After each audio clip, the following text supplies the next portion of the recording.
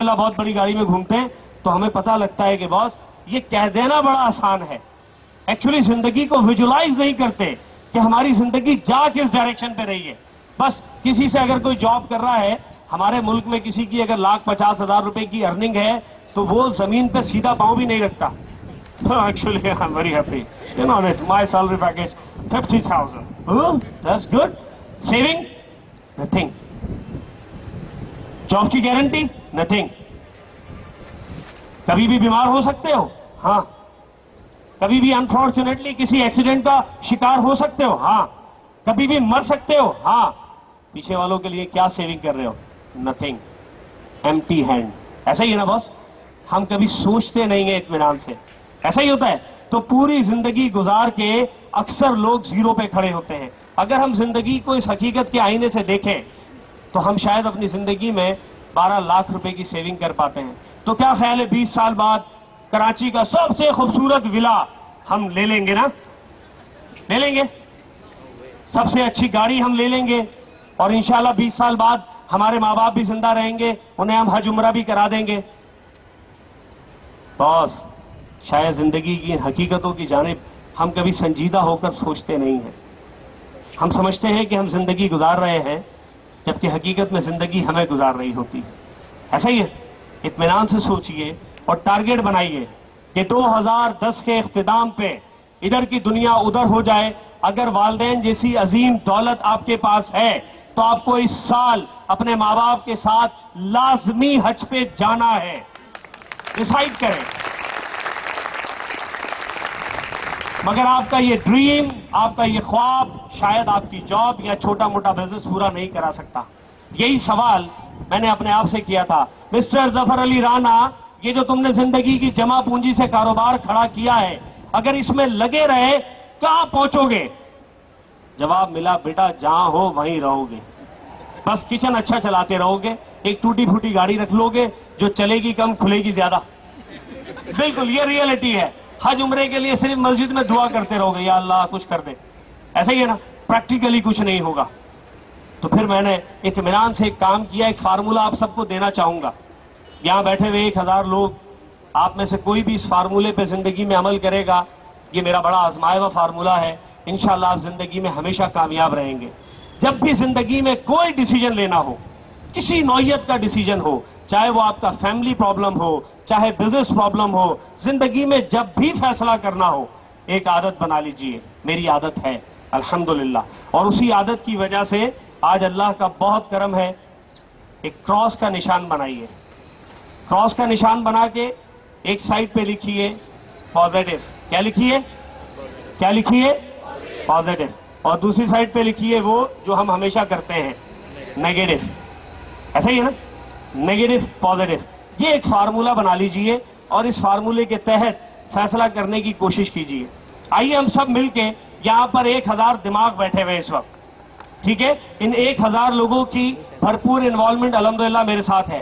Boss, मैंने पहला सवाल अपने आप से किया, मिस्टर जफर अली राना, तुम्हारा इस बिजनेस में नुकसान कितना हो सकता है?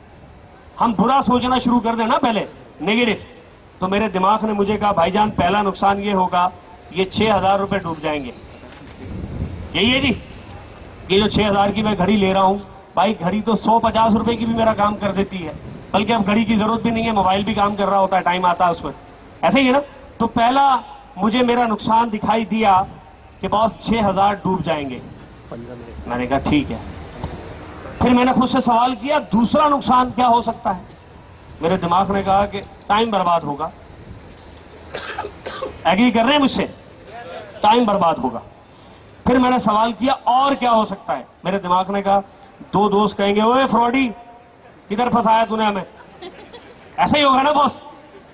फिर मैंने सवाल किया, और क्या बुरा हो सकता है? और क्या बुरा हो सकता है? और क्या बुरा हो सकता है? मेरे दिमाग ने कहा, इंसान का बच्चा बन, इससे ज्यादा बुरा कुछ नहीं हो सकता।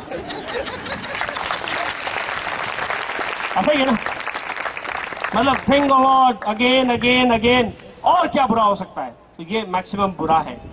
फिर मैंने अच्छा सोचना शुरू किया कि जनाब 6000 रुपए अगर मैं जिंदगी भर संभाल के रखूं, जिंदगी में क्या चेंज आएगा? जवाब मिला, जहां हो वहीं रहोगे। دوسرا سوال کیا کیا اس وقت رائٹ ناؤ ٹائم کا یوٹیلائز ٹھیک ہو رہا ہے؟ تو ٹائم تو آلریڈی الحمدللہ برباد ہو رہا ہے، بس دیکھو ٹی وی اور لو ٹینشن، ایسا ہی ہے نا؟ تو ٹائم تو پہلے ہی برباد ہو رہا ہے۔ پھر خود سے سوال کیا پورے پاکستان میں اور ساری دنیا میں ہیں کتنے لوگ جاننے والے؟ جواب ملا جاننے والے بہت ہیں۔ ہر وقت موبائل فون کی سم میں 200 تو 24 گھنٹے ہوتے ہیں جیب میں۔ پھر خود سے سوال کیا کیا زندگی میں اتنی بھی کریڈیبلٹی نہیں ہے تمہاری کہ ان 200 میں سے صرف اور صرف 2 لوگ تمہارے ہمسفر ہو جائیں؟ میرے دماغ نے کہا ہاں یہ ممکن ہے۔ پھر میں نے کہا اگر یہ سب کچھ پازیٹو ہو گیا تو کیا ہوگا؟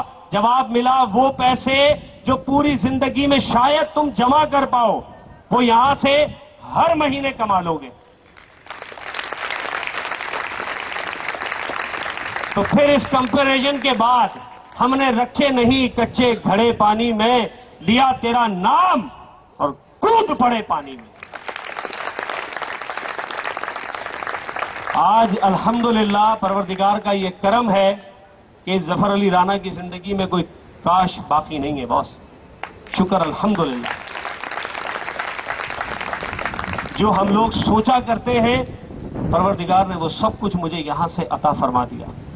تو نہ تیرا خدا کوئی اور ہے نہ میرا خدا کوئی اور ہے، یہ جو راستے ہیں جدا جدا یہ معاملہ کوئی اور ہے۔ بس آخری بات کر کے آپ سے اجازت چاہوں گا، مجھے یہ بتلائیے جس دوست نے مجھے اس بزنس میں انٹروڈیوس کرایا اس نے مجھ پہ احسان کیا یا میں نے اس پہ احسان کیا؟ سچی بولیے گا، ایمانداری کی بات۔ آپ کہتے ہیں اس نے مجھ پہ احسان کیا، جبکہ حقیقت یہ ہے کہ اس نے مجھ پہ احسان نہیں کیا، اس میرے دوست نے میری نسلوں پہ احسان کیا مجھے یہ پلیٹ فارم انٹروڈیوس کرا کے۔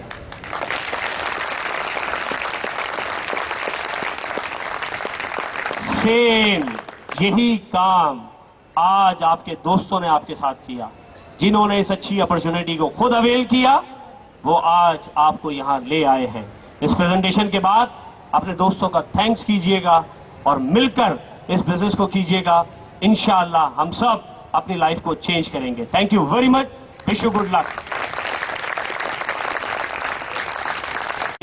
تو انشاءاللہ ہم سب ضرور کامیاب ہوں گے، مگر کام ہر انسان کو اپنے حصے کا خود کرنا ہوگا۔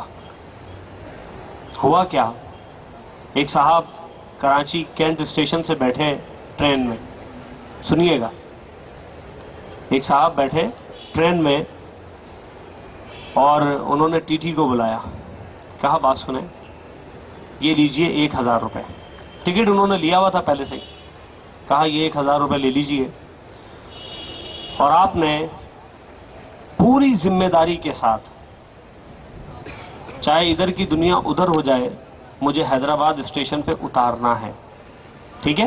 کہاں اتارنا ہے بھائی سب بولے تاکہ جو ہمارے ساتھ انوالو نہیں ہے وہ انوالو۔ کہاں اتارنا ہے؟ کہاں اتارنا ہے؟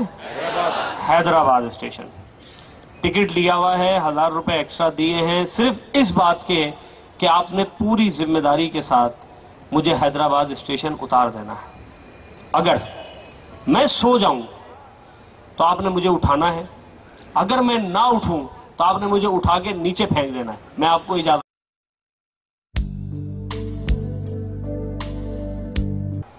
تو آپ نے مجھے اٹھانا ہے، اگر میں نہ اٹھوں تو آپ نے مجھے اٹھا کے نیچے پھینک دینا ہے۔ میں آپ کو اجازت دے رہا ہوں، کچھ بھی ہو آپ نے مجھے حیدرآباد اسٹیشن اتارنا ہے، یہ آپ کی ذمہ داری ہے، انڈرسٹینڈ؟ انہوں نے کہا سر جی بے فکر ہو جائیں، 2 گھنٹے کی تو مار ہے، پھینک دیں گے اٹھا کے آپ کو۔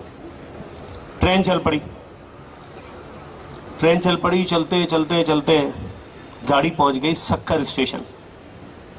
اب اس بندے کی آنکھ کھلی، اس نے ایک سے پوچھا، اوپر برتھ پہ لیٹا ہوا تھا، نیچے عصمت بھائی بیٹھے ہوئے تھے، عصمت بھائی کدھر گئے؟